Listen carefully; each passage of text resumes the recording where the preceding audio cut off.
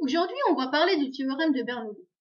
Et on va commencer dans cette première vidéo par le cas d'un écoulement sans échange de travail, pour simplifier le théorème de Bernoulli. Donc on va considérer les hypothèses suivantes. On va dire que le fluide est parfait et incompressible. L'écoulement est permanent. Et on va considérer une conduite parfaitement lisse. Donc ce sont des hypothèses simplificatrices pour introduire le théorème de Bernoulli. C'est le cas le plus simple. Et encore sans échange de travail. Donc on va considérer un tronçon avec un écoulement à l'intérieur et on va diviser ce tronçon en trois parties. Une partie avec une masse dm1, une partie avec la masse grand M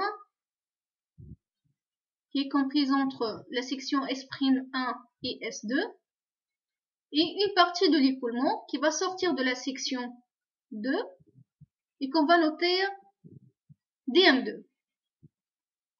Donc on va considérer que à un instant t, l'écoulement va sortir de la section S1, il va traverser la section S'1 et il arrive jusqu'à la section S2. À l'instant t',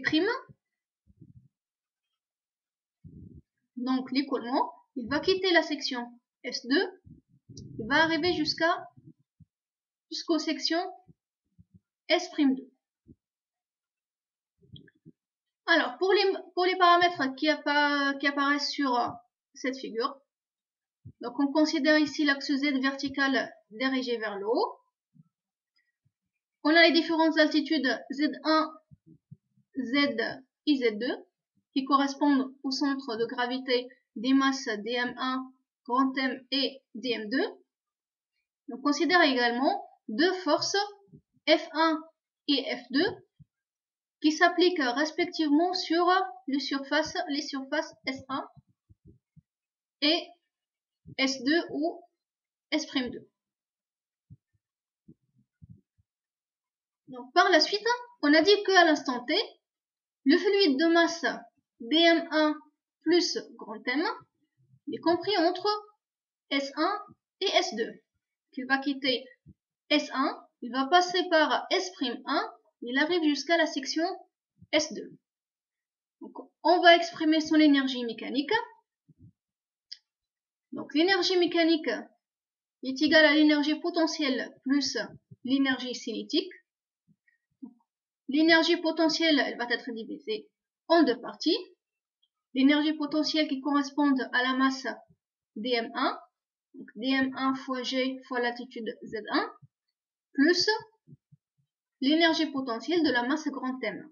Grand M fois g fois z qui est l'altitude au centre de gravité de la masse M. Donc, après l'énergie cinétique, c'est 1 demi dm1 fois v1 au carré, la vitesse v1 de l'écoulement au niveau de la section S1, dm1 c'est la première masse, plus la somme des différentes masses élémentaires qui vont traverser S'1 et arrivent jusqu'à S2. Qu'on peut calculer cette énergie cinétique par l'intégrale de S'1 jusqu'à S2 des masses élémentaires dm fois la vitesse de chaque tronçon de masse divisé par 2. Ça, c'est l'énergie mécanique de la masse dm1 plus grand M. À l'instant t', qu'on va la considérer comme étant t plus une durée delta t, dt. Donc le fluide de masse grand M plus dm2 sera compris entre S'1 et S'2. Donc il va quitter S'1, il va arriver jusqu'à S2, il passe à travers S2 et il arrive jusqu'aux sections S'2. Donc la même chose, à l'instant t', on va calculer l'énergie mécanique de la masse totale grand M plus dm2 et on va la noter E' mécanique, qui est égal à E' potentiel, l'énergie potentielle, plus E' cinétique, l'énergie cinétique, de la masse grand M plus dm2. La même chose, donc on a l'énergie potentielle qui correspond à la masse grand M, plus l'énergie potentielle qui correspond à la masse dm2. C'est égal à dm2 fois G fois Z2, plus l'énergie potentielle, l'énergie cinétique qui correspond à la masse grand M, plus l'énergie cinétique qui correspond à la masse dm2. Donc 1 demi dm2 fois V2 au carré. Par la suite, ce qu'on va faire, c'est qu'on va appliquer le théorème de l'énergie mécanique entre les deux instants T et T'. Donc, le théorème de l'énergie mécanique dit que la variation de l'énergie mécanique est égale à la somme des travaux des forces extérieures. Donc, dans notre cas, on définit la différence des énergies mécaniques comme étant la somme des travaux des forces de pression. Donc, les forces F1 et F2 qui s'appliquent sur les deux surfaces. Donc, ces deux forces, ce sont les forces de pression. Donc, le travail de la force de pression pour l'instant T, c'est F1 fois dx1, moins la deuxième force qui s'applique sur la section S2, c'est F2 fois dx2. Donc maintenant, on va remplacer la force, l'expression de la force, en faisant introduire la pression. Et donc cette différence d'énergie mécanique va être égale à P1 fois S1, qui est la force de pression, fois dx1 pour avoir le travail, moins P2 S2 fois dx2 pour avoir le travail de la force au niveau de la section S2. Donc, on a ici S1 fois dx1, une surface fois une longueur. Donc, ça sera 10 mètres cubes, donc c'est un volume. Donc, on remplace S1 fois dx1 par dv1 et S2 dx2 par dv2.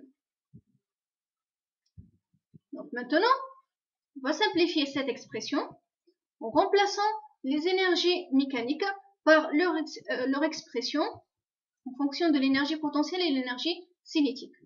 Donc, en faisant des simplifications par les expressions de l'intégrale de S'1 à S2 qui se simplifient, et donc on obtient dm2 fois G fois Z2 et l'énergie potentielle de la masse dm2 plus l'énergie cinétique de la masse dm2, 1 demi dm2 V2 au carré, moins, ça sera l'énergie mécanique E mécanique à l'instant T, qui correspond à l'énergie potentielle de la masse dm1, dm1 fois G fois Z1, moins l'énergie cinétique de la masse dm1, qui est égale à 1 demi dm1 fois V1 au carré.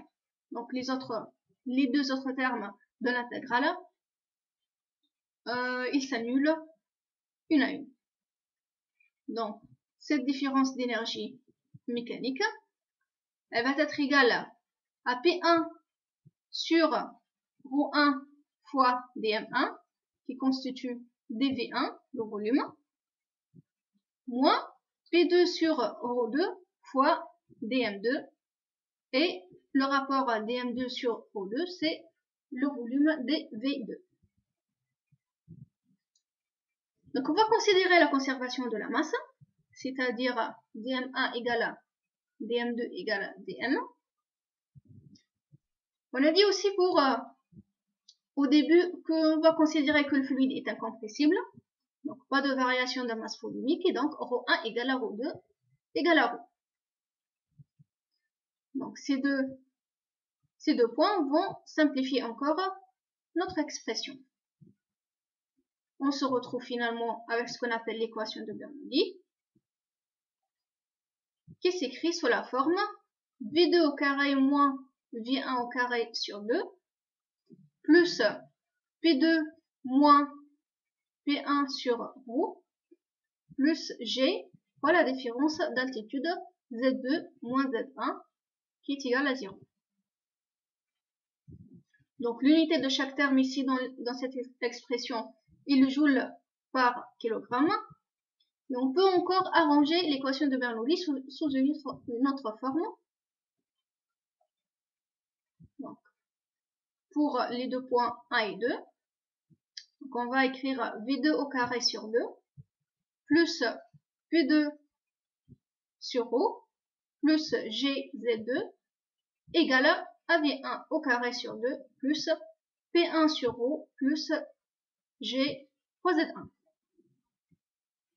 Et donc, on va dire que l'équation de Bernoulli, elle traduit la conservation de l'énergie en deux points 1 et 2. Sachant qu'ici, on travaille sans échange de travail. Donc, on a considéré le théorème de Bernoulli avec des hypothèses simplificatrices et sans échange de travail. Dans la suite, donc on va introduire